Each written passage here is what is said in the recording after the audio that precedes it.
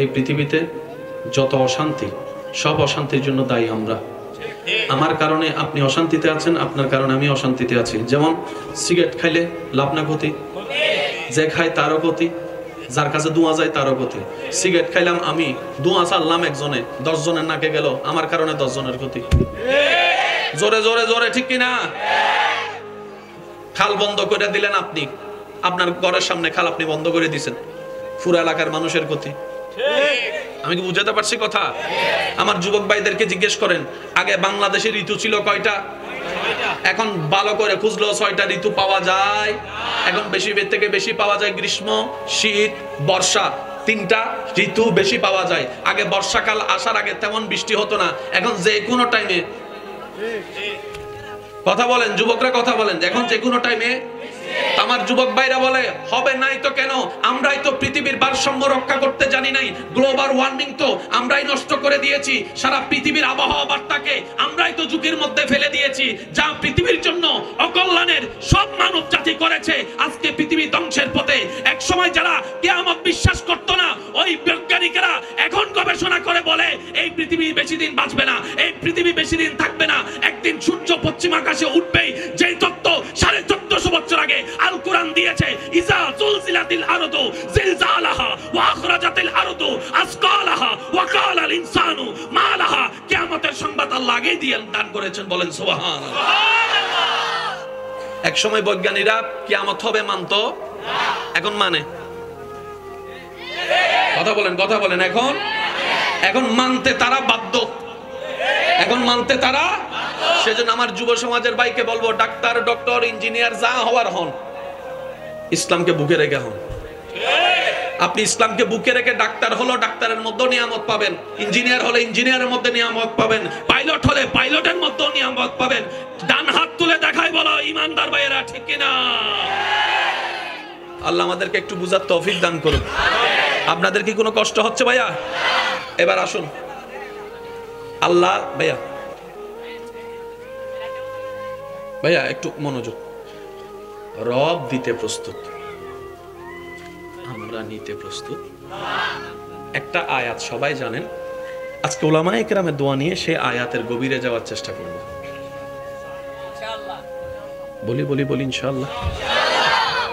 আল্লাহ তাআলা কোরআনে বলছেন, মনোযোগ, ফাজকুরুনি, মাশাআল্লাহ, ফাজকুরুনি, সাদা সিধা অর্থ, হে বান্দা তোমরা আমাকে স্মরণ করো, আমি আল্লাহ তোমাদেরকে স্মরণ করব। ভাইয়া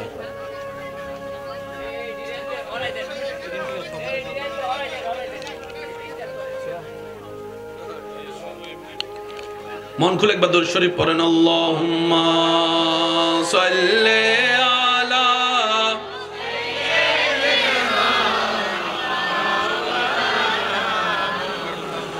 ওয়া আলা আলি সাইয়্যিদিনা। ভালোবাসার জায়গা মদিনা, ভালো লাগার জায়গা মদিনা, ভালোবাসার জায়গা মদিনা, ভালো লাগার এত সুন্দর জায়গা কোথাও দেখি না, এত সুন্দর জায়গা কোথাও দেখি না, সাজিয়েছেন আমার রাব্বানা ভালোবাসার জায়গা মদিনা, ঠিক না? ভালোবাসার জায়গা মদিনা, ভালো লাগার। উচ্চ আওয়াজ একবার বলি মারহাবা। সবাই একদম নীরব থাকবেন ইনশাআল্লাহ। ফাজকুরুনি, সাধারণ অর্থ, বান্দা তোমরা আমাকে স্মরণ করো, আমিও তোমাদেরকে স্মরণ করব। সব নবীর উম্মত আল্লাহর বান্দা, আমরাও আল্লাহর বান্দা, কিন্তু আল্লাহ এই সুযোগ কাউকে দেয় নাই, একমাত্র নবী রাহমাতুল লিল আলামিনের উম্মতকে দিয়েছেন। মন খুলে বলেন সুবহানাল্লাহ। এই সুযোগ আল্লাহ কোন নবীর উম্মতকে দেয় নাই যে তুই স্মরণ করলে আমিও স্মরণ করব, না, ওদেরকে বলেছেন তোরা স্মরণ কর। তোরা আমাকে ডাক, তোরা আমাকে ডাক, তোরা আমাকে ডাক, তোরা আমাকে ডাক, তোরা আমাকে ডাক। আর আমরা নবীর উম্মতের বেলায় এসেছে, ও নবীর উম্মত তোরা ডাক, আমিও ডাকবো, তোরা স্মরণ কর, আমিও স্মরণ করব। এই সুযোগ আল্লাহর কাউকে। কত বড় সৌভাগ্য দেখেন, আমরা নবী রহমতুল্লিল আলামিনের উম্মতের খাতায় নাম লেখে আমরা জিরো থেকে হিরো হয়ে গেছি। এবার আশেক যারা একটু মনের কান দিয়ে প্রস্তুত রাখেন, তাহলে ইনশাল্লাহ অনেক কিছু উত্তর এখানে পেয়ে যাবেন। রব বলছে ফাজকুরুনি আযকুরুকুম, ফাজকুরুনি আযকুরুকুম। বান্দা তুই আমাকে স্মরণ কর, আমিও তোকে স্মরণ করব। তুই সৃষ্টি হয়ে আমাকে স্মরণ কর, আমি স্রষ্টা হয়ে তোকে স্মরণ করব। ফাজকুরুনি, বান্দা তুই বিপদে পড়ে আমাকে স্মরণ কর। আযকুরুকুম, বিপদ থেকে মুক্তি দিয়ে আমি তোকে স্মরণ করব, তোকে স্মরণ করব। ফাজকুরুনি, বান্দা তুই অসুস্থ হয়ে আমাকে স্মরণ কর। আযকুরুকুম, তোকে সুস্থতা দিয়ে আমি আল্লাহ তোকে স্মরণ করব। ফাজকুরুনি, বান্দা তুই বিপদে পড়ে আমাকে স্মরণ কর। আযকুরুকুম, বিপদ থেকে মুক্তি করার মাধ্যমে আমি তোকে স্মরণ করব, আমি তোকে স্মরণ করব। মন খুলে একবার বলেন না সুবহানাল্লাহ। শুরু থেকে শেষ সবাই একই আওয়াজে বলেন তো দেখি সুবহানাল্লাহ। রব বলে ফাজকুরুনি, বান্দা বিপদে পড়ে তুই আমাকে স্মরণ কর একবার। আযকুরুকুম, বিপদ থেকে মুক্তি করে আমি তোকে স্মরণ করব। ফাজকুরুনি, বান্দা অভাবে পড়ে তুই আমাকে স্মরণ কর। আযকুরুকুম, আমি অভাব মুক্তি করে দিয়ে তোকে স্মরণ করব। ও আমার বান্দা ফাজকুরুনি, মন বেশি খারাপ থাকলে আমাকে একবার স্মরণ কর। আযকুরুকুম, তোর অশান্ত মনকে শান্ত করে দেওয়ার মাধ্যমে আমি আল্লাহ তোকে স্মরণ করব, আমি আল্লাহ তোকে স্মরণ করব। ফাজকুরুনি, বান্দারে ধার গর্জ পড়ে গেলে আমাকে একবার স্মরণ কর। আযকুরুকুম, আমি গায়েবী খাজানা থেকে তোকে সাহায্য করে তোকে স্মরণ করব। সুবহানাল্লাহ। ফাজকুরুনি, বান্দারে যে কোনো মুসিবতে তুই আমাকে স্মরণ কর। আযকুরুকুম, মুসিবত থেকে মুক্তি করে দিয়ে আমি তোকে স্মরণ করব। বান্দারে ফাজকুরুনি, গুনাহ করে তুই আমাকে স্মরণ কর। আযকুরুকুম, আমি গফফার, তোকে maaf করে দিয়ে স্মরণ করব। বান্দারে মা গাররাকা বিরাব্বিকাল কারীম, আমার জমিনেই তো তুই থাকস, আমার দেওয়া দেহ নিয়েই তো তুই চলস, আমার দেওয়া দুইটা চোখে নিয়ে তুই চলতে থাকিস। বান্দারে তোর হাত দুইটা তো আমার দেওয়া, তোর পা দুইটা তো আমার দেওয়া, একটু সুবহানাল্লাহ বলতে থাকি আমি। বান্দারে তোর নিঃশ্বাসটা আমার দেওয়া, তোর হার্টটা আমার দেওয়া, তোর কিডনিটা আমার দেওয়া। বান্দারে সবাই তোকে ভালোবাসে, কতজন ভালোবেসে তোর জন্য কত কিছু করেছে, কিন্তু তাদেরকে একবার বল একটা নিঃশ্বাসের ব্যবস্থা করে দিতে। কেউ পারবে না তোকে একটা নিঃশ্বাসের ব্যবস্থা করে দিতে। তোর কিডনির মধ্যে ডায়ালিসিস করে দিতে একজনকে বল, হাজার হাজার টাকার ব্যবস্থা করবে, তাও পরিপূর্ণভাবে করতে পারবে না। ও বান্দা একটু দেখ না আমি আল্লাহ তোকে কতটুক ভালোবাসি, কতটুক তোকে ভালোবাসি। বান্দারে তুই হাজার গুনাহ করছস, কেউ জানে না তুই ছাড়া, কিন্তু আমি আল্লাহ তো জানি। কিন্তু সেই গুনার খবর আমি প্রকাশ করতে দিই নাই, প্রকাশ হতে দিই নাই।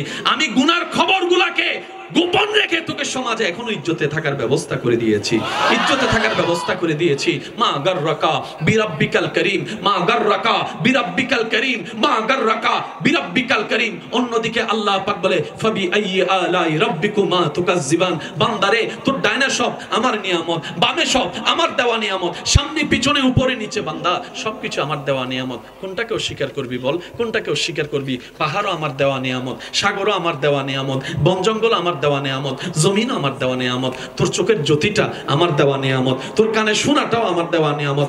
বান্দারে তোর সমস্ত কিছু আমি রবের দেওয়া নিয়ামত। সুতরাং লা ইন শাকারতুম, নিয়ামত পেয়ে যদি শুকরিয়া করিস, লা আযীদান্নাকুম, আমি খুশি হয়ে নিয়ামত আরো বাড়াই দিব।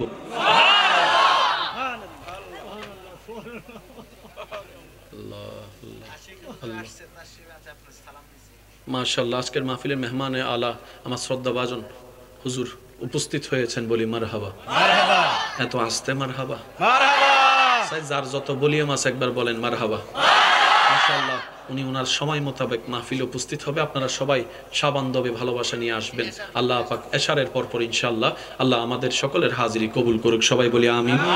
আর একটু জোরে বলি আমিন।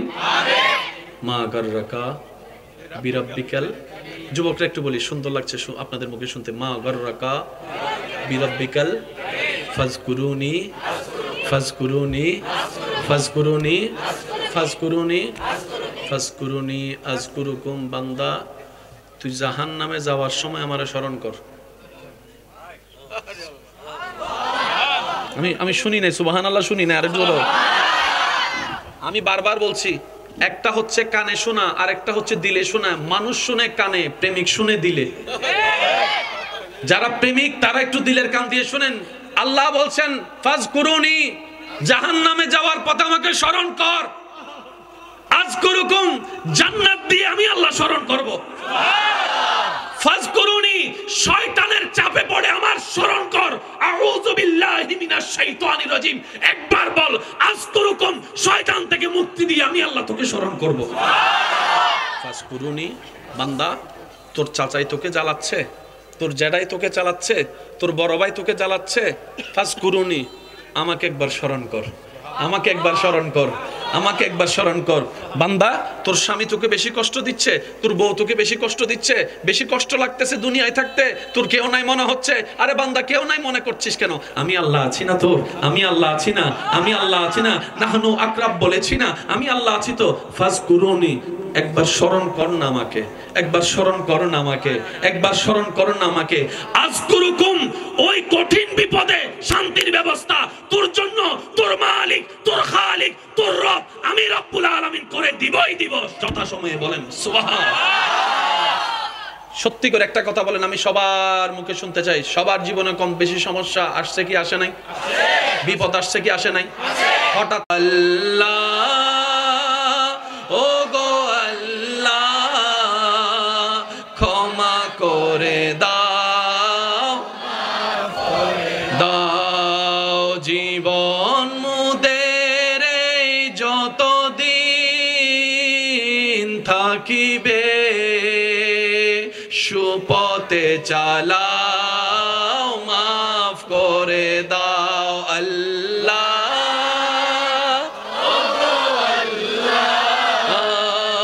ক্ষমা করে দাও, মাফ। শেষবারের মতো সবাই আল্লাহ, ও গো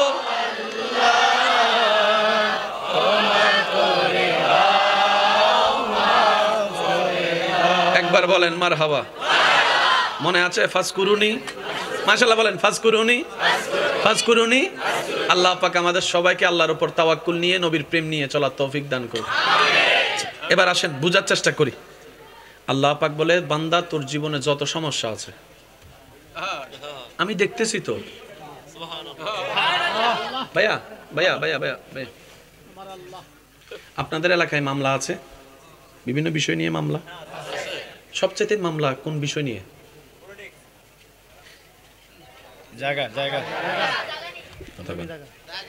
সবচাইতে মামলা বেশি হচ্ছে বাংলাদেশে জায়গা নিয়ে। দ্বিতীয় মামলা হচ্ছে ডিভোর্স নিয়ে। বাংলাদেশে দুইটা মামলা কি হয়? বেশি হয়।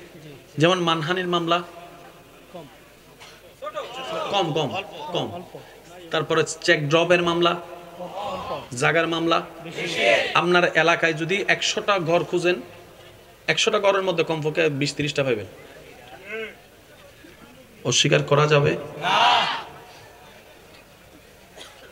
এটা কি আবার কাপড় তারপর বিছাইতেছে?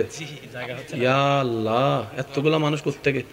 আল্লাহ এই প্রত্যেকটা পাগলদেরকে তুমি কবুল করো, মদিনাওয়ালার পাগল হিসেবে কবুল করো। ইত্তাকুল্লাহ আয়াতের আমল করার তৌফিক দান করো। আল্লাহ হাশরের ময়দানেও আমাদের সবাইকে একসাথে নবীর পিছনে ওঠার তৌফিক দান করো। আর একটু জোরে বলবেন না আমিন। যতগুলা মামলা আছে, মামলা টানতেছেন, সবার উদ্দেশ্যে আমার একটা বাক্য, একটা কথা, মন চাইলে ভাইবা দেখেন। আপনি যে মামলাটা টানতেছেন, যে পরিশ্রম করে টাকা খরচ করতেছেন, আপনি আজকে মারা গেলে আপনার ছেলে মেয়ে কি সেই মামলা টানতে পারবে কি না? একটু ভাইবা দেখেন। একটু জোরে বলেন না রে ভাইয়া। আপনার দাদাই যেভাবে সংসার চালাইছে আপনার বাবাই পারবে না। আপনার আমার বাবাই যেভাবে সংসার চালাচ্ছে আপনি আমি 10 ভাইয়ে মিলেও পারবো না। একটু কথা বলেন ঠিক কিনা? সব ছেলের একমত হবে যে আমার একজন বাবা 10টা ছেলেকে যেভাবে চালাইছে আমরা 10 জন ভাই মিলে একটা সংসারকে সেভাবে। আপনারা মামলা তো চালাই যাচ্ছেন জিতার জন্য, এই মামলা কি ছেলে মেয়েরা চালাইতে পারবে কিনা আপনি একজন অভিভাবক হয়ে ভেবে দেখবেন, কারণ মৃত্যু তো যে কোনো মুহূর্তে হয়ে যেতে পারে। দ্বিতীয় নম্বর কথা, মা বাবা বেঁচে থাকতেই সন্তানদের সামনে রেখে, অভিভাবক সামনে রেখে, আপনার কিছু মানুষ সামনে রেখে জায়গা ভাগ করে দেওয়া দরকার। কি বলেন আপনারা? বড় ছেলে এদিকে, মেজো ছেলে এদিকে, সেজো ছেলে এদিকে, ছোট ছেলে এদিকে। তাইলে বাপ মরার পরে আর বাবের জন্য কান্নাকাটি বাদ দিয়ে জায়গা ভাগ করার পিছনে লাগবে। তবে একটা শর্ত থাকবে, সেটা কি? এই জায়গার মালিকানা ছেলে মেয়ে তখনই হবে যখন আমরা বুড়া বুড়ি স্বাভাবিক মৃত্যুবরণ করে কবরে যাব। আর না হয়তো মারে মারে ফেলবো, বাপরে মারে ফেলবো। আছে না, আছে না, আছে না ভাইয়া? ইসলামের সবকিছুর সমাধান আছে না নাই? আপনারা একটু বলেন তো। আমরা নিই না, ব্যর্থতা আমাদের। আচ্ছা, এই মামলা আজান দিচ্ছে, বাইরের মাইক বন্ধ করে দেয়, বাইরের মাইক। বাহিরের অন্য জায়গায় দিচ্ছে, এখানে তো না, এলাকার তো না। এলাকার চলবে নাকি বন্ধ রাখবে? আপনারা কি বলেন? বাইরের মাইক বন্ধ তো? আচ্ছা আচ্ছা। এই এলাকায় যত মামলা আছে আপনারা এই কথাটা ভেবে দেখবেন। দ্বিতীয় নম্বর কথা, আপনারা অনেক সময় দেখেছেন দাদা বাবার আমলে সম্পত্তি তেমন ছিল না, নাতির আমলে, ছেলের আমলে অনেক টাকার মালিক হয়েছে, এরকম আছে না নাই? আবার অনেক সময় দাদা বাবার আমলে অনেক সম্পত্তি ছিল, কিন্তু নাতির আমলে, ছেলের আমলে সম্পত্তি শেষ, আছে না নাই? আমি সবার উদ্দেশ্যে একটা কথা বলবো, যেহেতু সময় সংক্ষিপ্ত। আপনি দেশের আইনে মামলা দেন, আপনার ব্যক্তিগত ব্যাপার, তবে আপনাকে অনুরোধ করব আপনি বান্দা হয়ে রবের কাঠগড়ায় একটা মামলা দিবেন। ভাইয়া ভাইয়া প্লিজ, তাক বাদ দেন, বাদ দেন ভাইয়া প্লিজ। আমি লাইটের জন্য কিছুই দেখতেছি না, অনুমান করে কইতেছি। বান্দা হিসেবে কার কাঠগড়ায়, আল্লাহর কাঠগড়ায় একটা কি দিবেন? মামলা দিবেন। এই মামলাটা শুনেন একটু। বাংলাদেশে আইনে বিচার হতে হতে অনেক সময় কালাদারি সাদাদারি হয়ে যায়, অনেক সময় রায় পাইতে পাইতে মানুষ কবরেও চলে যায়। জোরে বলেন না রে ভাই। কিন্তু আপনি যদি বান্দা হয়ে আল্লাহর দরবারে কাঠগড়ায় একটা বিচার দিতে পারেন, আল্লাহ আমার ভাই জায়গা দখল করতেছে, আমার ভাইটা তোমার বান্দা, তোমার বান্দা আমার জায়গা দখল করছে, বিচারটা তুমি কইরো। এমন বিচার করবে, সাপও মরবে, লাঠিও ভাঙবে না।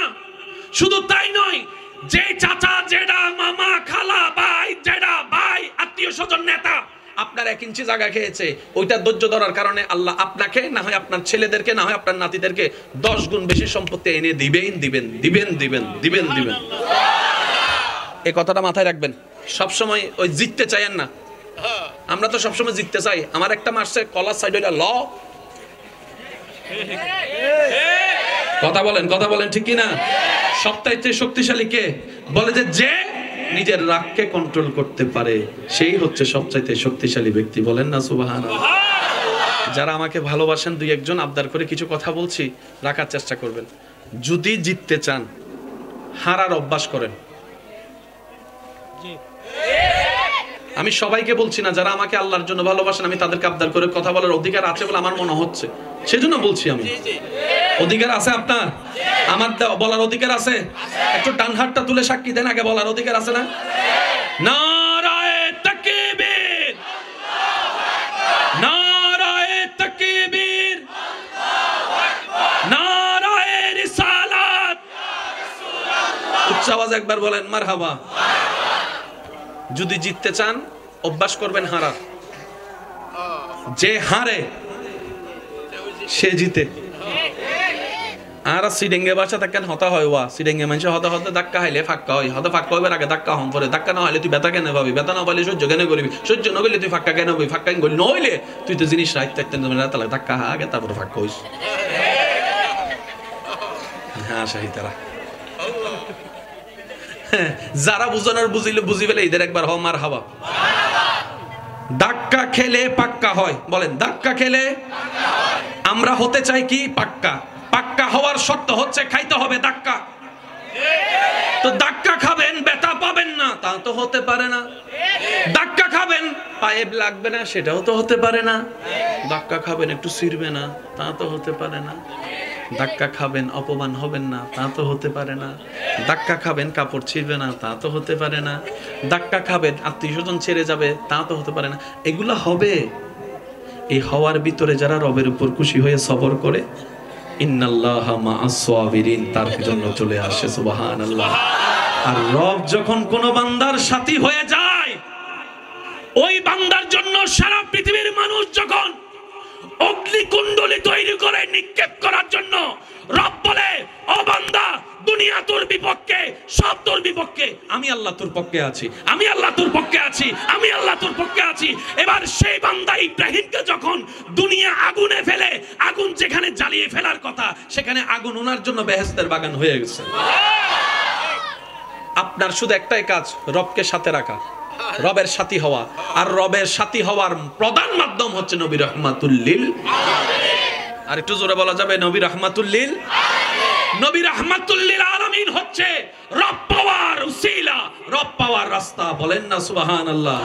ত্রিভুবনের প্রিয় মুহাম্মদ এলো রে দুনিয়ায়,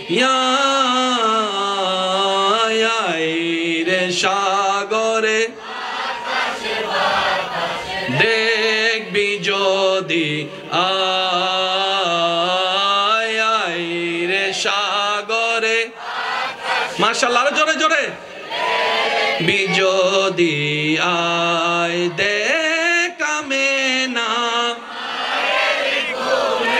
দোলে শিশু, দোলে কচি মুখে শাহাদাতের বাণী সে শোনায় রে সাগরে, আকাশে বাতাসে। উচ্চ আওয়াজ একবার বলেন মারহাবা। আমার কথা কেউ কষ্ট নিচ্ছে না তো? আল্লাহ আমাদেরকে একজন নবী দিয়েছেন, নবীর নাম নবী রাহমাতুল লিল আলামিন, যার কদম মোবারক থাকতো মাটিতে, হাত বাড়ালে হাত চলে যেত জান্নাতের বাগানে। যিনি আঙ্গুল তুলেছেন, আল্লাহ চাঁদ দুই ভাগ করে দিয়েছেন। শুনি নাই সুবহানাল্লাহ? শুনি নাই? আমি বলবো আস্তে আস্তে, নবীর পাগল উম্মতরা সুবহানাল্লাহ জোরে জোরে বলেন।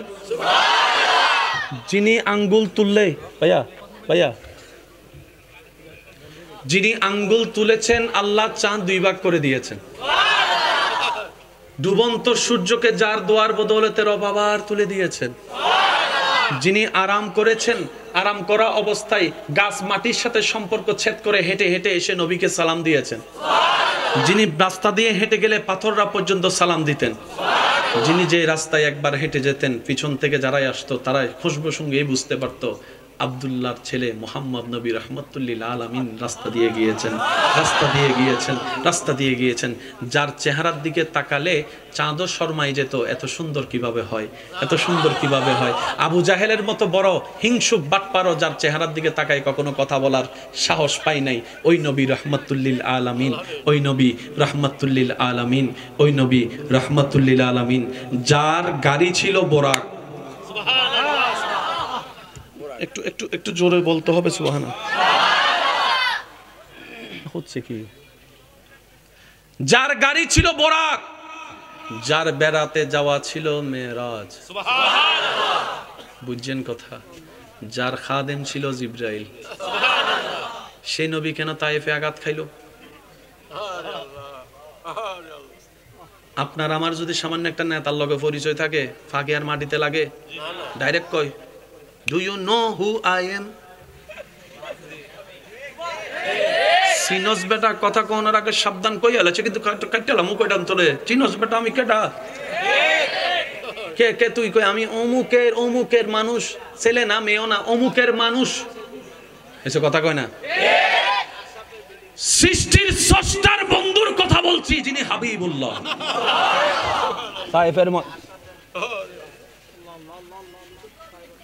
তায়েফের ময়দানে পাথরের পর পাথর, আঘাতের পর আঘাত, রক্তাক্ত দেহ মোবারক। জিবরাইল এসে বলে, নবী, আল্লাহ অনুমতি দিয়েছেন, এবার অনুমতি আপনি দেন। আল্লাহ বলেছেন আপনি যা বলতেন তা করার জন্য, আপনি একবার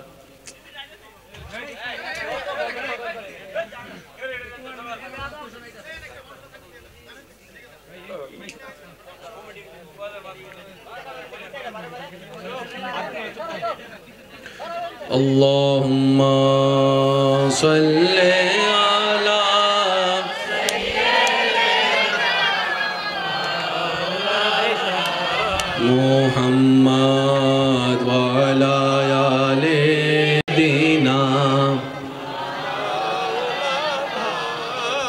শেষ ভালো যার, বলেন শেষ ভালো যার। জিবরাইল এসে বলে, হাবিব আল্লাহ অনুমতি দিয়েছেন, এবার আপনি বললে আমি এই জায়গাটাকে উল্টাই দিব। নবী যদি বলতেন উল্টাই দে, বলেন না। আমার যুবক ভাইরা জানে পৃথিবীতে একটা ডেড সি আছে যেখানে মানুষ ডুবে না। বিজ্ঞানের ব্যাখ্যা ভিন্ন, কিন্তু সেটার ইসলামিক ব্যাখ্যা ভিন্ন। মানুষকে, ছোট বাচ্চাকে আপনি যদি পানির মধ্যে ফেলে দেন, জীবিত হলে সে ডুবে যাবে, মারা গেলে উঠে আসবে, এটা হচ্ছে নিয়ম, ঠিক কিনা? অনেকে সাঁতার শিখতে যায়, পানি ডুবে ডুবে পানি খায়। ডেড সিটিতে যদি আপনি একটা ছোট বাচ্চাকে, একদিনের বাচ্চাকেও ছেড়ে দেন, ওই বাচ্চা ডুববে না, বেঁচে থাকবে, কারণ সেটার সাথে আল্লাহর গজবের একটা নিদর্শন আছে। তো বিজ্ঞানের ব্যাখ্যা আলাদা, ইসলামের ব্যাখ্যা। তবে একটা কথা মনে রাখবেন, বিজ্ঞান যেখানে শেষ, ইসলাম সেখানে মাত্র শুরু। সুবহানাল্লাহ কি বলা যাবে ভাই? বিজ্ঞানের ক্ষমতা পাওয়ার যেখানে শেষ, সেখানে মাত্র ইসলামের শুরু। কারণ ইন্নাদ-দীনা ইনদাল্লাহিল ইসলাম। চিৎকার দিয়ে একবার বলেন সুবহানাল্লাহ। আঘাতের পর আঘাত। জিবরাইল এসে অনুমতি চাইলো, ইয়া রাসূলুল্লাহ বলেন আমি উল্টাই দিই। নবী বললেন, জিবরাইল, আল্লাহ আমাকে গজব দাতা হিসেবে পাঠায় নাই, রহমাতুল লিল আলামিন করে পাঠিয়েছেন, রহমাতুল লিল আলামিন করে পাঠিয়েছেন। আমি এসেছি আমার দায়িত্ব পালন করতে, দাওয়াতটা দিতে। গ্রহণ করবে কি করবে না এটা তাদের ব্যাপার। তবে শুনে রাখো, তারা না করলেও তাদের ছেলেরা হয়তো করবে, তাদের নাতিরা হয়তো করবে। যে তায়েফে নবীকে ইসলামের কথা বলতে দেয়নি, আজকে সে তায়েফের মধ্যে শত শত মসজিদে ডেইলি 5 বার আজানের মধ্যে আল্লাহু আকবার, আল্লাহু আকবার, আল্লাহু আকবার ধ্বনি শোনা যাচ্ছে। মনে রাখবেন আমার যুবক ভাইয়েরা, সবসময় রেসে জিততে যাবেন না, সবসময় রেসে জিততে যাবেন না। আপনি শুধু আল্লাহর খুশি জিতার চেষ্টা করেন। সুবহানাল্লাহ বলেন না রে ভাইয়া? আপনি শুধু আল্লাহর খুশিটা জিতার চেষ্টা করেন। যিনি রিজিকের মালিক, যিনি হায়াতের মালিক, ওই স্রষ্টা যদি আপনার উপর খুশি হয়ে যায়, অন্ধকার করো, আলো জ্বলবেই জ্বলবেই জ্বলবেই জ্বলবেই। যুবক ভাইরা কথা বলেন ঠিক কিনা? আজকে সে তায়েফের মধ্যে দেখেন, ফজরে, জোহরে, আসরে আজান আর আজান, আজান আর আজান, আজান আর আজান। যারা আল্লাহর নাম বলতে দেয় নাই, আজকে মাইকের মধ্যে চলতেছে আল্লাহু আকবার, আল্লাহু আকবার। নবী ধৈর্য ধরেছেন, নিয়ামত দিয়েছেন। আচ্ছা, সবাই কি হাঁটতে চায় না জিততে চায়? সবাই বলে না। ভাই ভাইয়ের মধ্যে ঝগড়া, কেসের মধ্যে ঝগড়া, খেলার মধ্যে সবাই জিততে চায়। শুধু জিতার মধ্যে একটা আনন্দ আছে, কিন্তু কিছু হারার মধ্যেও আনন্দ আছে। মামার সাথে বাগিনা, বাতিজার সাথে চাচা। এবার বাতিজা কইতেছে ছোট বাতিজা, 5 বছরের বাতিজা, 5 বছরের বাগিনা, মামা চাই দেখি কার শক্তি বেশি, আসো। মামার বয়স 20 বছর, বাগিনার বয়স। এবার মামা বাগিনা, মামা হাসি হাসি, হ তোমার লাগে তো আমি ভাবতাম না। মামারা কথা কয় না, চাচারা কথা কয় না, বাবেরা কথা কয় না, আমি তো তোমার সাথে পারবো। তারপরে কই চলো খেলি। এবার ছোট্ট একটা হাত বড় হাতের সাথে লাগছে। মামা সেকেন্ডের আগে নেনো সেকেন্ডে তাকে হারাই দিতে পারে। তারপরে মামা কি করে, সেও শক্তি একদম বড় করে দিতেছে, বাগিনা দিতেছে। কিছুক্ষণ পরে মামা নিজে থেকে জিতে যায় না হেরে যায়? সত্যি করে বলেন, মামা হেরে যে শান্তিটা পেয়েছে,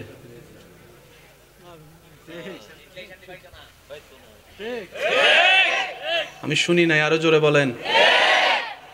বাগিনার সামনে মামা হেরে, বাতিজার সামনে চাচা হেরে যে শান্তিটা আপনি পেয়েছেন, 1000 বার জিতার মধ্যেও সেই সুখ শান্তি আপনি পাবেন না, আপনি পাবেন না, আপনি পাবেন না। মনে রাখবেন, হেরে যান ভাইয়ের কাছে, হেরে যান রাগের কাছে, হেরে যান ক্রোধের কাছে, হেরে যান বিদ্বেষের কাছে, হেরে যান লোভের কাছে, হেরে যান সব দিকে আপনি হেরে যান। আমি হাঁটতেই থাকবো, তুই জিতে যা, তুই জিতে যা, তুই জিতে যা, তুই জিতে যা, তুই জিতে যা। ভাইকে জিতাই দেন, মামাকে জিতাই দেন, জেঠাকে জিতাই দেন, চাচাকে জিতাই দেন। আপনি শুধু বলবেন, আল্লাহ আমি তো শুধু তোমার রহমত চাই, আমি শুধু তোমার রহমত চাই, আমি শুধু তোমার রহমত চাই, আমি শুধু তোমার রহমত চাই। আল্লাহ আমি তোমার রহমতের ভিখারি হয়ে বাঁচতে চাই। জগৎ জিজ্ঞেস করবে, তুই শক্তিশালী হওয়ার পরও চাচার কাছে হেরে গেছিস কেন? আপনি বলবেন, আমার রবের রহমতে জিতার জন্য, আমার রবের রহমতের চোখে জিতার জন্য। কারণ রব যদি একবার কোন সৃষ্টির হয়ে যায়, পুরা সৃষ্টি জগৎ সেই সৃষ্টির কদম তলে চলে আসে।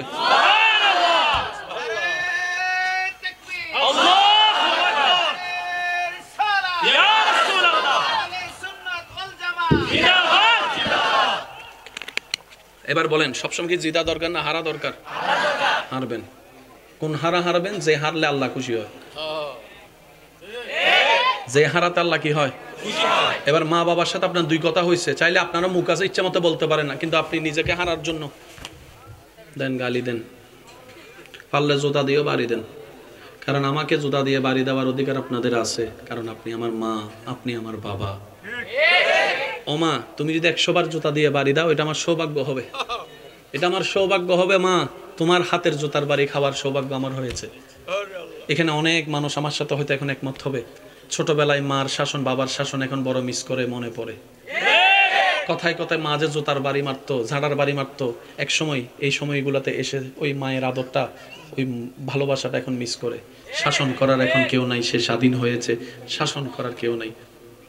সেজন্য মা বাবা যদি হাজার কিছু বকাও দেয়, বুঝবেন এটা আপনার জন্য দোয়া, এটা দোয়া, এটা দোয়া।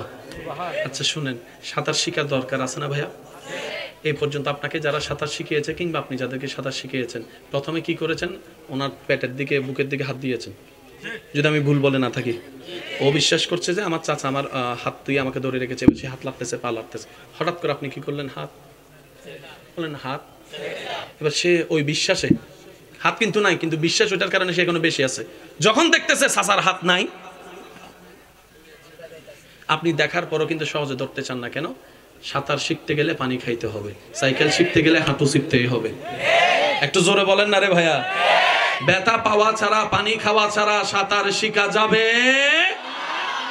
সেজন্য আল্লাহ যখন যা করে ভালোর জন্য করে। আজকে থেকে জীবন নিয়ে কোনো আফসোস, পাইলেও আলহামদুলিল্লাহ, জোরে বলেন না, পাইলেও আলহামদুলিল্লাহ। জীবন নিয়ে কোনো দুঃখ, জীবন নিয়ে কোনো কষ্ট, জীবন নিয়ে কোনো আফসোস, আল্লাহ যেমন রেখেছেন বলেন আলহামদুলিল্লাহ। আল্লাহর কাছে দোয়া করবেন, নিয়ামতের ধৈর্য ধরবেন, অপেক্ষা করবেন সে নিয়ামত আসা পর্যন্ত।